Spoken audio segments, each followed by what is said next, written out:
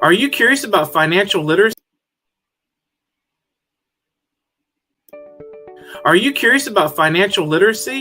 Then take a look at Professor Anthony RIVIECCIO's new program on Parrot TV. It's called Financial Focus University. This is an excellent program to learn about questions related to your own finances post-COVID, if how you can manage your money, how you can work with your tax situation. And this is an excellent and informative discussion of financial literacy. With Professor Anthony RIVIECCIO, your financial problems will be solved at Parrot TV with Financial Focus University. Do you know that there is a publishing company that wants to make life easier for you as a writer? This publishing company is called World Inkers Printing and Publishing. We publish in all different languages, and we're looking for writers of all genres, all formats. We're looking for scholars, ghostwriters, playwrights, poets, short fiction, novelists, you name it. We're looking for anybody who is interested in writing and the craft of writing to be in touch with us. You can reach us at info.worldinkers@gmail.com. With World Inkers Printing and Publishing, you do not require a lot of money to publish with us. Contact us today at info.worldinkers@gmail.com. Become a winner with other authors at World Inkers Printing and Publishing. Give us a shot. We will surely finish you. Ladies and gentlemen, welcome. We're at Financial Focus University, and I am your host, Professor Anthony RIVIECCIO. I am the CEO of a wonderful internet financial advisory firm called RIVIECCIO Financial Advisors, and some know me as an adjunct professor of personal finance here in New York for both Herbert H. Lehman College and Monroe College. Our show today, I believe, is action-packed, and we're going to cover 3 areas of your personal finance and financial life. Our first segment will be our traditional Bidenomics segment. And of course, our Bidenomics segment covers the financial news of the week and the financial markets of the week. But we will also have a comment. Some might know that our president made an announcement this morning that was more of an economic announcement around 11 o'clock this morning. And he made some pronouncements that I'll make some comments on. That will be our first segment. Our second segment is our traditional how-to segment. Ladies and gentlemen, if you haven't subscribed to our channels yet, or either on YouTube or on Facebook, please do so now. Our second segment is our how to make a proper budget segment. And this is just not one class, ladies and gentlemen. We're going to be covering this for the next 4 weeks. So Part 1, which will be today, will be our introductory or Chapter 1 segment. And then our last segment is our Ask the Question segment.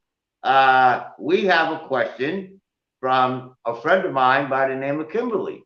And Kimberly asks, well, you know, Anthony, I left my job, but I left my retirement plan there.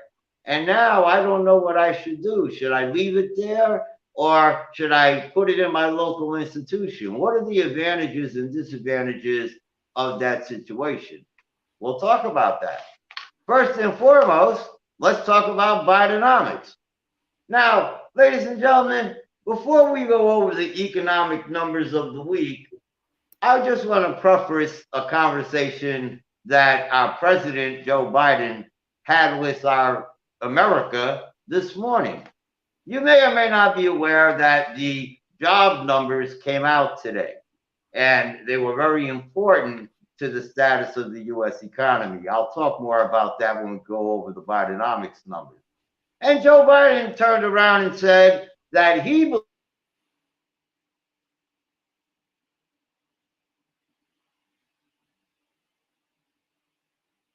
Do you know that there is a publishing company that wants to make life easier for you as a writer. This publishing company is called World Inkers Printing and Publishing. We publish in all different languages, and we're looking for writers of all genres, all formats. We're looking for scholars, ghostwriters, playwrights, poets, short fiction, novelists, you name it. We're looking for anybody who is interested in writing and the craft of writing to be in touch with us. You can reach us at info.worldinkers@gmail.com. With World Inkers Printing and Publishing, you do not require a lot of money to publish with us. Contact us today at info.worldinkers@gmail.com. Become a winner with other authors at World Inkers Printing and Publishing. Give us a shot. We will surely finish you.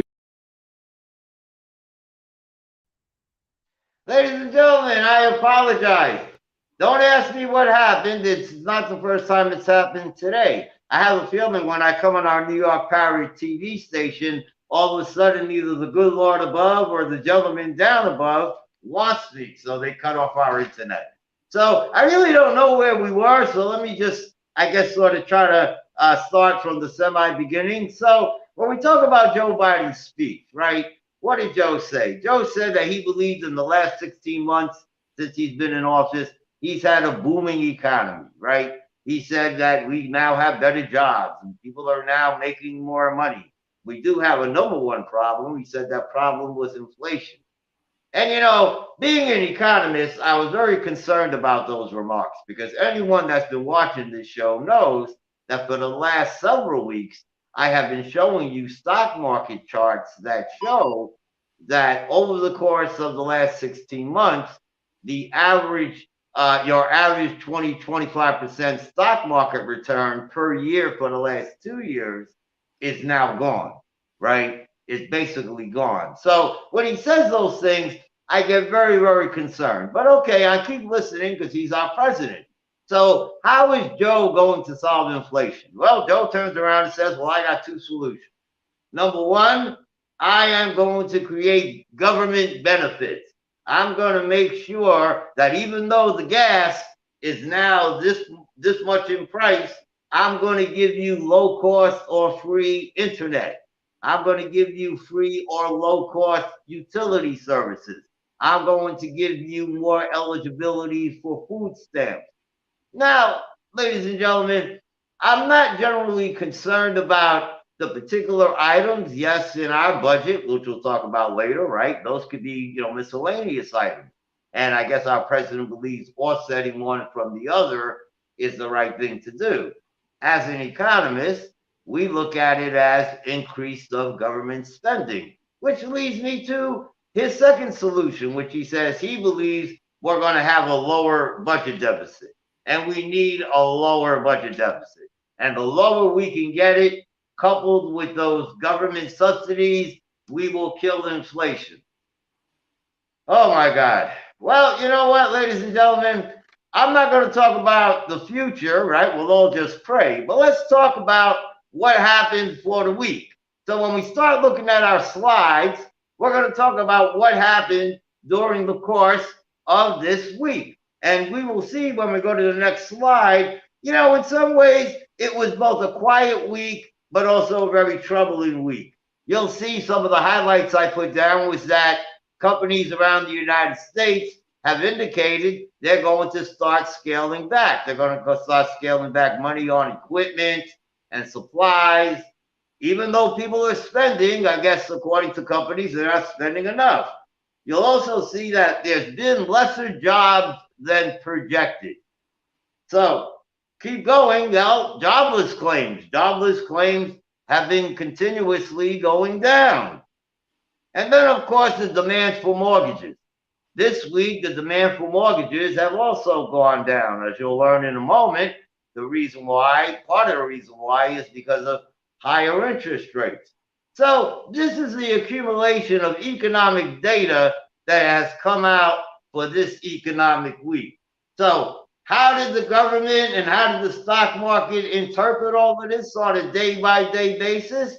When we look at the next slide, you'll see on Monday, the government interpreted it, or I should say the stock market, forgive me, ladies and gentlemen, interpreted it as a negative 0.7%. On Tuesday, they interpreted this data as a negative 0.5%. Another down week, ladies and gentlemen. As we look at Wednesday, we're going down some more. We're going down 0.6%. And then on Thursday, we actually had a great day. We had a wonderful day. I still got some clients that are still cheering about it, right? On Thursday, we went up 2%. That's a wonderful number. I almost had a heart attack. Here comes today, right? And it's amazing, ladies and gentlemen. We were actually having a good stock market morning until Joe Biden took the microphone, and then bang, negative 1.4%. Why did it go down? Ladies and gentlemen, in my humble opinion, because we believe as economists, and I believe the stock market believes the same thing, that was a wonderful political speech. That was a wonderful speech that I'm sure most of us Americans loved and made us feel good.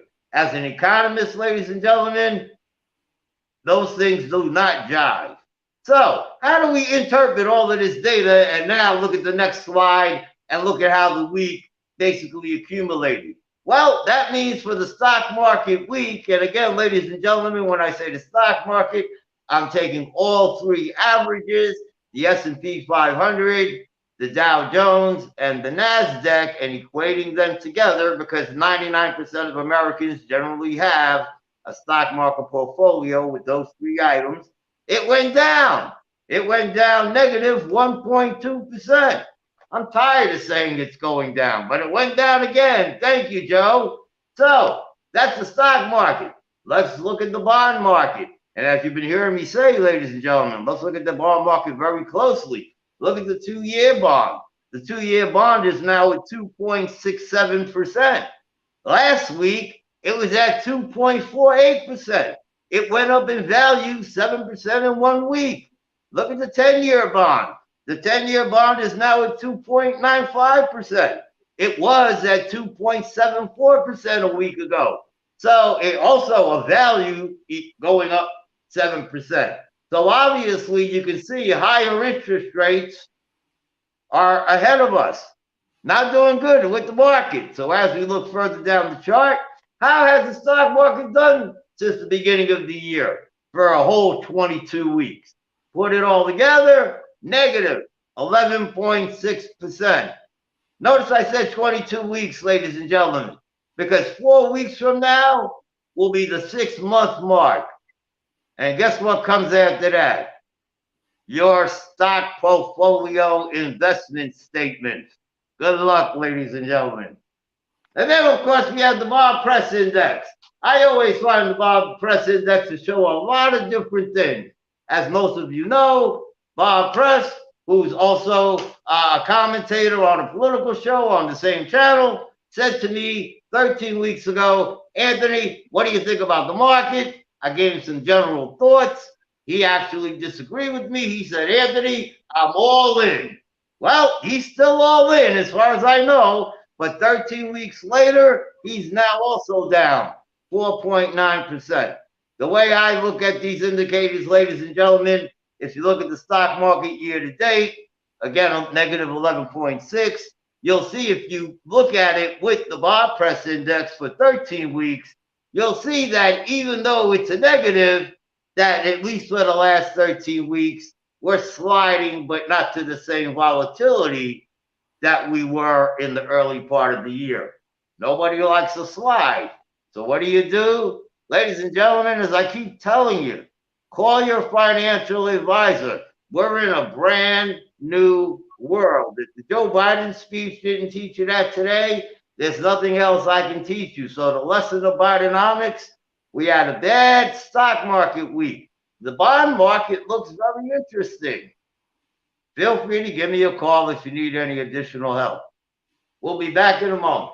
Do you know that there is a publishing company that wants to make life easier for you as a writer. This publishing company is called World Inkers Printing and Publishing. We publish in all different languages, and we're looking for writers of all genres, all formats. We're looking for scholars, ghostwriters, playwrights, poets, short fiction, novelists, you name it. We're looking for anybody who is interested in writing and the craft of writing to be in touch with us. You can reach us at info.worldinkers@gmail.com. With World Inkers Printing and Publishing, you do not require a lot of money to publish with us. Contact us today at info.worldinkers@gmail.com. Become a winner with other authors at World Inkers Printing and Publishing. Give us a shot. We will surely finish you. Welcome back, ladies and gentlemen. Segment 2, our how-to segment. Now, ladies and gentlemen, this is where you're going to need to have to grab a pen, because this is now our personal finance education segment. I would again also strongly recommend that before the end of this show or just after this show, please subscribe to our YouTube or Facebook channels. We're going to talk about how to make a proper budget. And of course, you'll learn in just a few moments that you cannot have that conversation in a segment. It will take several. And we're going to have several segments on it. So let's get started from an introductory point of view. How to budget. What is a budget, ladies and gentlemen? Why do we need one? What is the purpose of one? Right? Let's talk about why and look at that first slide in front of you. Right? When we talk about budgeting, we're really talking about people on a personal level, right? It could be an individual, it could be a family, right? And we're also, when we talk about budgeting, we're talking about businesses. It could be a home-based business, it could be a partnership, an S corporation, right? But you know what, ladies and gentlemen, everybody gets scared or frustrated when you talk about budgeting. Ladies and gentlemen, when we go through this first slide, I want you to think of this very carefully, because it's going to highlight the next of our series of lessons. Budgeting is planning. I'll say it again. Budgeting is planning. What are we planning? We are planning our financial future.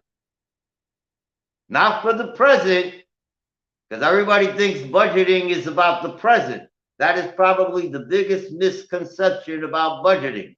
And that's why we all make a face, right? When we, budgeting. It's not about budgeting for the present. It's about budgeting for the future. So, some examples, right? Would you drive a car without your glasses? Would you plan for, or let me rephrase that. Would you go shopping without your shopping list? I do that all the time. Trust me, I wind up going to the store 2-3 times a week instead of one. Would you go on vacation without putting together a proper budget? So budgeting is about planning for the future. Budgeting is about putting together a roadmap for the future. Because would you go on a road trip without a map? I don't know. I wouldn't. But let's go to the next slide. So budgeting is, again, tracking 3 areas in your life. Let's talk about one of those areas. It's about tracking your income. The second area is about tracking your expenses. And then the third area, hopefully you'll have one, is what's left. Is there anything left? So, ladies and gentlemen, in our future sessions, we're going to talk about income, because there are 2 types of income. There are what we call fixed income, and then there's variable types of income. And the same thing with expenses. There are fixed expenses that we deal with every day, whether you're an individual or a business. And then there are variable expenses, again, whether you're an individual or a business. On the expense side, just to give you 1 or 2 examples, I like to think of fixed versus variable as the fixed expenses are not the biggest ones. They're the ones that you know are going to be under your door or in your mailbox every month, right? You know every month you got to pay the rent. You know every month you got to pay the telephone bill or the Con Ed bill. Those are fixed. I don't care if they're $20 or $2,000. Those things are fixed. And then, of course, you have variable expenses, right? Let me show you one of my variable expenses that sometimes turn into fixed, right? I'm a very bad cigarette smoker. So guess what? That's a variable expense. I go to the accessory store, right? Got to get bathroom things or kitchen things, right? Those things, and sometimes you don't have to get them every month, right? I went to one of the accessory stores to go get a new kitchen component set. All the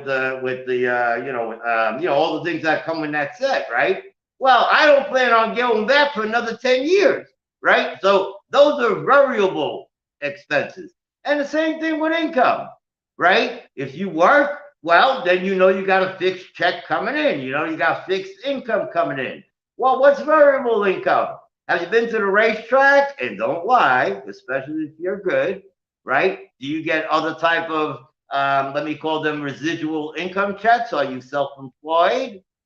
Okay. So when we talk about budgeting, we talk about different types of income and we talk about different types of expenses. And then, of course, the end objective is to make sure that we have something left. So when we think about budgeting, ladies and gentlemen, we're thinking about an estimation of your revenues or income and expenses over a specified period of time, beginning of a future time frame, the basis of a financial plan. You can't get where you want to go tomorrow until you know what you look like today. That's the reason why you mentioned budgeting. It's like, hey, you're not going to know how to get to tomorrow until you know if there's anything happening today. So when we go to the next slide,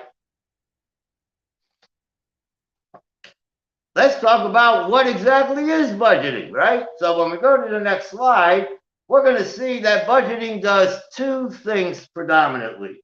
Number one, it makes sure we are living within our means. Ladies and gentlemen, that is very important. I can't begin to tell you how important that is, not just in the increase of your financial statements, personal or business, but even your net worth, right? At the end of the day, and I shared this with everybody, including someone this morning, it's never about the gross. It's about the net. So the first thing budgeting teaches you is, are you living within your means?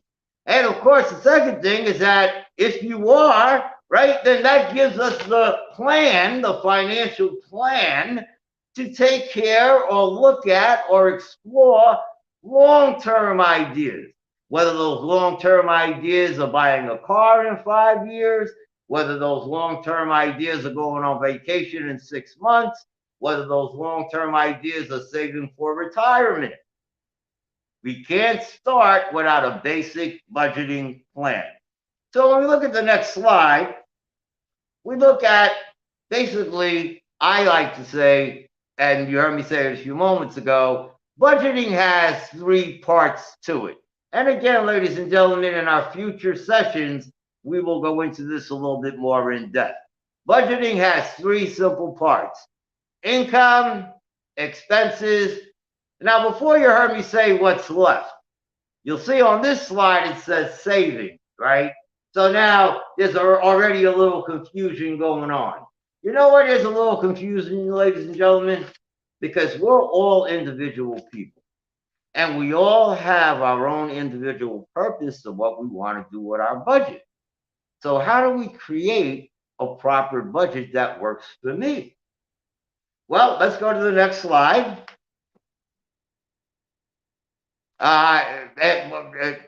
Thank you. We're going to cover that real quick. I apologize. So on this chart, ladies and gentlemen, as you keep hearing me say, there's only 3 things that can happen with a budget, right? You're either going to break even, which we call balance. You're going to have a surplus, which means you got something left. Or you have a deficit, which means, of course, we need to fix the budget. We need to fix the present before we can even look at the future. Let's go to the next slide.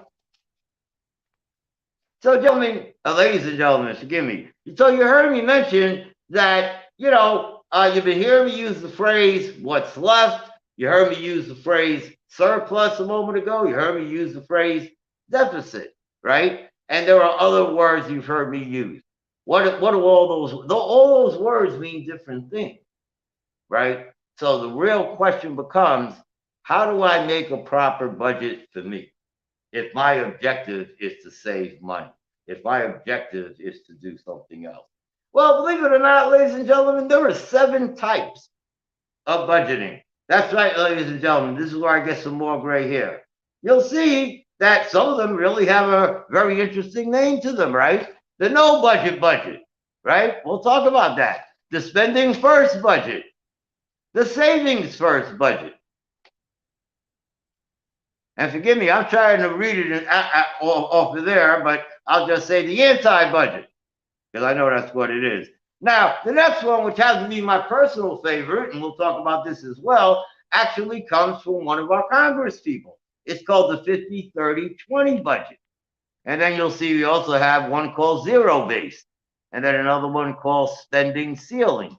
And some of these, I know might be a little difficult to understand at first. Some of them are actually very, very obvious, right? So again, using number 3 is just an example.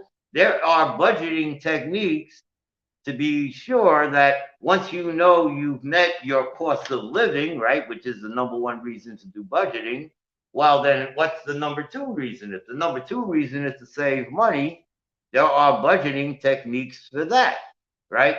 So, ladies and gentlemen, we're going to talk about all 7 of these areas next week and the next couple of weeks. So I want you to make sure you press that subscribe button, because next week, not only are we going to talk about these types of budgets, but we're also going to talk about how to create one.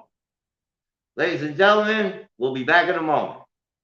Do you know that there is a publishing company that wants to make life easier for you as a writer? This publishing company is called World Inkers Printing and Publishing. We publish in all different languages, and we're looking for writers of all genres, all formats. We're looking for scholars, ghostwriters, playwrights, poets, short fiction, novelists, you name it. We're looking for anybody who is interested in writing and the craft of writing to be in touch with us. You can reach us at info.worldinkers@gmail.com. With World Inkers Printing and Publishing, you do not require a lot of money to publish with us. Contact us today at info.worldinkers@gmail.com. Become a winner with other authors at World Inkers Printing and Publishing. Give us a shot. We will surely finish you.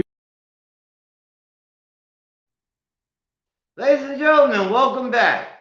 Let me say before we start segment 3, and I apologize, when we talk about segment 2, budgeting, if anybody wants a copy of those slides, please feel free to reach out to me. I'll be glad to send them to you. At the end of our third and final segment, you will see my email address. But again, the best thing to do is just press that subscribe button, right? Wherever it is on Facebook and YouTube, it should be right next to you. So let's cover our final segment. Ask the question. Well, ladies and gentlemen, I got a question from a friend by the name of Kimberly. And Kimberly lives, I guess I'm going to say, in 2 places. She lives in the state of New Jersey, and she also lives in a wonderful place called Ask the Professor Facebook group, which we'll talk about in a moment. But one day she reached out to me and she says, Anthony, I got a question for you. I said, sure. She says, Anthony, should I keep my retirement plan at my job? I haven't worked there in the last couple of years. I really wasn't concerned about it in the process of leaving my job, sort of, reinstituting myself, back into a new way of life. What do you think I should do?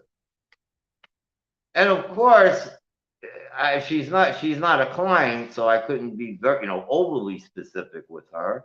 But after asking her some general questions, I was able to proceed and give her a general answer that I think helped her, but I think will help our audience. Ladies, when we go to the next slide, let me say real quick, ladies and gentlemen, This is one of the places where Kimberly lives. If you're a Facebook fan, just go to Facebook search, type in Ask the Professor. This is a Facebook group that we manage, and predominantly what we do, besides take personal finance questions, is that we also provide financial information, market information, and of course, this television show. So let's go to the next slide. And what I said to Kimberly was, Kimberly, really what you're asking me is two things: control and better investment options. And when we talked about control, we found out that at her job, because she doesn't work there anymore, she really wouldn't have any control over it. She doesn't have access to a financial advisor there. It's not that she couldn't close it and take the money out, right? She could, but she wouldn't have anyone to actively, manage it for her, right? So if she decided to transfer it to a local institution, well, then of course she could manage it a whole lot better. The second concern I had was better investment options, because of course, one of the few reasons that you might keep it there would be based on their investment portfolio. Well, again, after having a conversation with her, I believe that in today's local institutions, and again, ladies and gentlemen, I don't want to mention any in particular, but you got big banks, small banks, big investment institutions, small investment institutions, but most of them today have retirement plans with a whole wide range of investment options. When I use the word investments, I mean everything and everything. And that's a good thing, right? Because you still want your retirement plan to grow. So I said to her, choose a local institution that you're comfortable with, maybe, where you do your banking, for example, and find out about those investment options. And if there's a nice pie, then I think you should transfer it and sit down with that advisor and think of an asset allocated way to put that all together. Now, ladies and gentlemen, one tip I did tell her, and anyone that falls into this situation, especially in the next couple of years, please be very aware of this tip, okay? When you're going to transfer it, right, and this even goes when you're going to retire and you want to leave it, bring it to your financial institution, you want to do it under the guise of a direct transfer. The direct transfer in ERISA terms pretty much means the paperwork takes care of the transfer. Not your hands. You don't get the check in the mail. You don't get the check where you get to put it in yourself, because that's not a direct transfer. If you get the check yourself, that's a withdrawal. And depending on your age and filing status, there could be some serious penalties with that. One easy way to have it transferred without any IRS or government penalties is through a direct transfer. So, Kimberly, thank you for asking me that question. Ladies and gentlemen, please feel free to join our Facebook group. More important, ladies and gentlemen, please press the subscribe button, because we hope you see our show every week. But for the next 4 weeks, we're going to be talking about budgeting. So, ladies and gentlemen, have a good weekend. If you need any help, feel free to give me a call, 347-575-5045. Have a great weekend. Be financially focused. Are you curious about financial literacy? Then take a look at Professor Anthony RIVIECCIO's new program on Parrot TV. It's called Financial Focus University. This is an excellent program to learn about questions related to your own finances post-COVID, and how you can manage your money, how you can work with your tax situation. And this is an excellent and informative discussion of financial literacy. With Professor Anthony RIVIECCIO, your financial problems will be solved at Parrot TV with Financial Focus University.